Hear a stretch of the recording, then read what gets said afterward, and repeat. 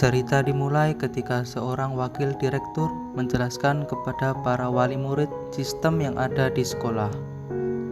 Jadi, sekolah ini adalah sekolah khusus wanita dan kelasnya dibagi menjadi 6 kelas, yaitu kelas A sampai kelas F. Sistem sekolah ini adalah mencari nilai yang terbaik. Jadi, siswa yang mendapat nilai tertinggi akan ditempatkan di kelas A dan seterusnya. Sedangkan yang nilainya jelek akan ditempatkan di kelas F. Di sini diperlihatkan murid bernama Peng dari kelas A sedang mengikuti ujian akhir. Di tengah ujian, ia ketahuan menyontek dan dipanggil ke ruangan wakil direktur. Menurut hukum yang berlaku, karena perbuatannya tersebut, Peng harus dipindahkan ke kelas F di semester depan.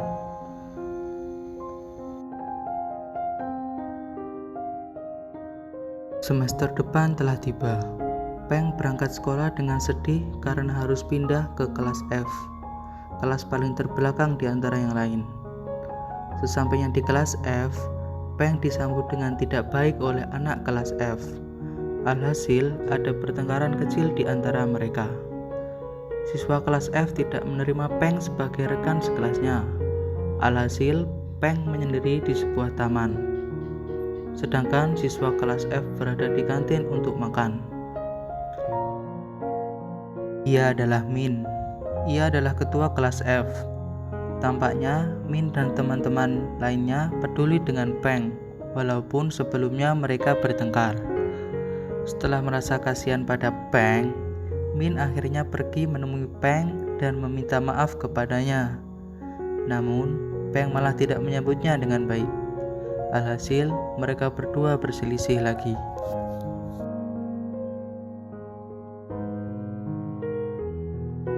Peng menemui Bu Mei, wali kelas F, untuk berkonsultasi tentang tugas kelompok.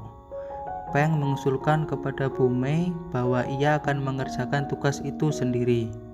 Tapi, Bu Mei menolaknya karena tugas kelompok harus dikerjakan secara berkelompok. Peng pasrah dan menerima keputusan Bu Mei tersebut. Lalu, Bu Mei mengantar Peng ke asrama kelas F. Asramanya sangat kecil dan tampak tidak terawat. Peng kemudian masuk ke asrama dan mencoba berbaur dengan lainnya, tetapi Min dan kawan-kawannya mengabaikannya. Karena merasa sedih, Peng kemudian tidur sendiri di kamar dan bangun jam 10 malam. Peng mencari rekan-rekan lainnya, tetapi semua tidak ada di asrama. Tak lama, ada teman yang berjalan keluar asrama dan Peng mengikutinya.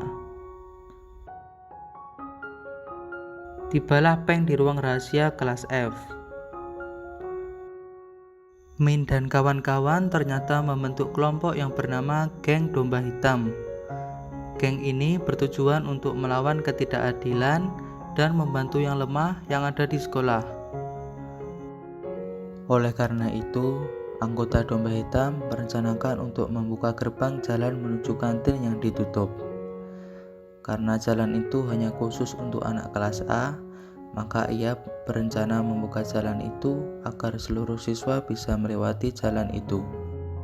Setelah Domba Hitam berangkat untuk menjalankan misi, Peng ketahuan mengikuti mereka dan akhirnya ia diajak untuk membuka gerbang itu. Awalnya, Peng mau melaporkan tindakan Domba Hitam itu ke wakil direktur, tapi karena ia juga ikut melakukannya, maka Peng mengurungkan niatnya itu.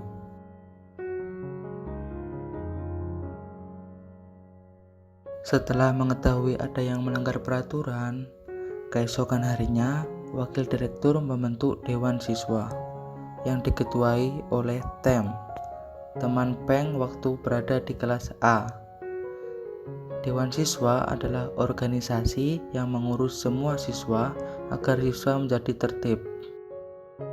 Sebenarnya tujuan dewan siswa dibentuk adalah untuk menangkap dan mengadili domba hitam.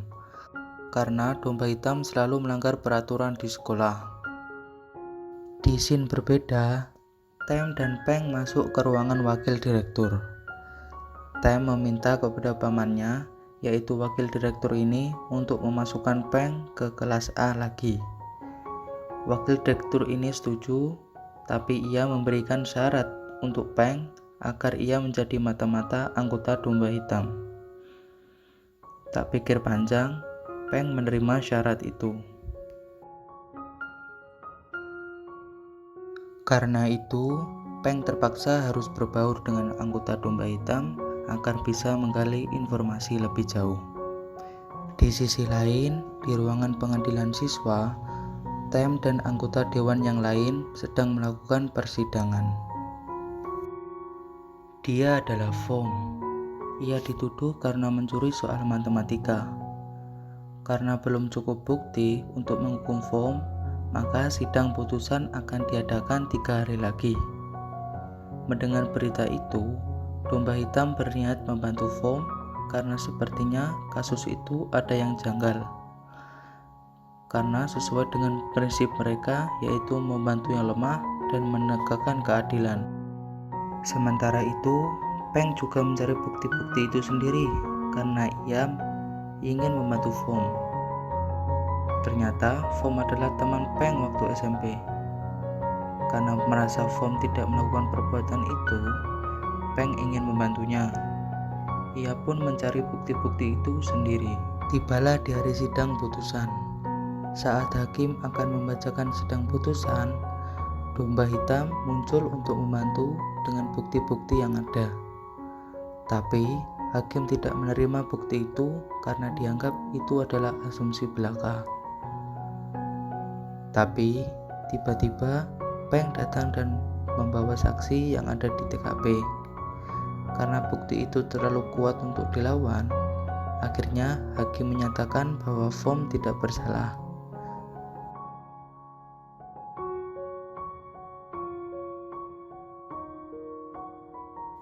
Para anggota domba hitam berterima kasih kepada Peng karena ia telah membantunya menyelesaikan misi ini. Tapi Min masih belum percaya sepenuhnya kepada Peng dan pergi meninggalkannya. Setelah itu, Tem menghubungi Peng untuk menanyakan tentang domba hitam. Peng memberitahu Tem bahwa domba hitam adalah siswa kelas F. Di sini kita tahu bahwa dewan siswa berusaha menuduh Foam, tapi rencana mereka gagal berkat Peng. Di malam hari, Peng menyelinap ke markas domba hitam untuk mencari sesuatu, tapi di sana ia ketahuan oleh seseorang. Ia adalah T. Ia adalah guru magang olahraga di sekolah Peng, sekaligus kakak dari Min. Setelah ketahuan, T menyuruh Peng ke asrama karena sudah larut malam. Weekend telah tiba. Min mengajak Peng untuk belajar kelompok di rumahnya besok. Meski sempat menolak, Peng akhirnya setuju dengan ajakan Min. Keesokan harinya, Min, Peng, Cook, Michan, dan Miao berangkat ke rumah Min. Min cuma tinggal berdua dengan kakaknya, karena orang tuanya telah meninggal karena kecelakaan. Min dan yang lainnya mengajak Peng ke suatu tempat yang bernama Dreamland. Jadi, Dreamland adalah tempat untuk menyalurkan bakat mereka. Di sana, mereka bebas melakukan apa saja yang mereka inginkan. Peng dan yang lainnya berangkat menuju Dreamland dan bertemu dengan 2 orang teman Min, yaitu Moss dan Fui. Min mengajak keliling Peng untuk melihat-lihat tempat itu, tapi tampaknya Peng kurang nyaman dengan tempat itu. Karena Peng merasa bosan, T mengajak yang lainnya ke karaoke. Di tempat karaoke, Peng tampaknya juga kurang nyaman karena ia juga belum pernah ke tempat seperti ini. Min kemudian mengajak nyanyi Peng bersama. Walaupun kurang nyaman, tapi ada raut wajah bahagia di wajah Peng.